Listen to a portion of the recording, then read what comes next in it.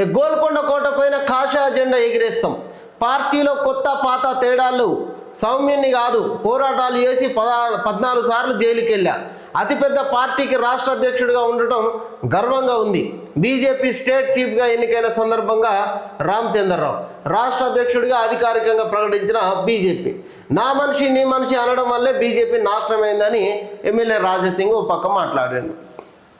ఎన్నో తర్జన భర్జనలు, ఉదిక్కు ఈటల రాజేందర్, అరవింద్ ఇద్దరిలో ఎవరినో ఒకరిని చేస్తారు అనుకున్న సమయం లోపల కొత్తగా తెరపైకి మాజీ ఎమ్మెల్సీ రామచంద్రరావుని తీసుకొచ్చి రాష్ట్ర అధ్యక్షుడిని చేసేసింది బీజేపీ పార్టీ. ఇక అర్థమైపోయింది, ఇటు అరవింద్ కానీ ఇటు ఈటల రాజేందర్ కానీ ఉంటే భవిష్యత్తు లోపల పొత్తుకు ఎట్లాంటి అవకాశం ఉండదు. రామచంద్రరావు చంద్రబాబు తోటి అత్యంత సాన్నిహిత్యంగా ఉన్నటువంటి వ్యక్తిగా మనందరికీ తెలుసు. కాబట్టి భవిష్యత్తు లోపల ఈ కూటమితోటి బీఆర్ఎస్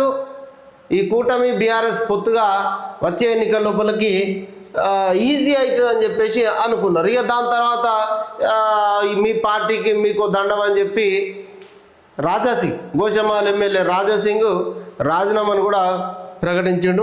అయినప్పటికీ నేను ఏ పార్టీలో చేరను, అటు కాంగ్రెస్లో చేరను, ఇటు బీఆర్ఎస్లో చేరను. నేను మోడీ, అమిత్ షా, యోగి ఆదిత్యనాథ్ యొక్క వాళ్ళ అందరి అభిమాని. నేను ఈ పార్టీ సిద్ధాంతాలను ప్రజల లోపలికి తీసుకువెళ్తా తప్ప పార్టీకి దూరంగానే ఉంటా, కాంగ్రెస్లో బీఆర్ఎస్లో చేరనని స్పష్టం చేసిండు.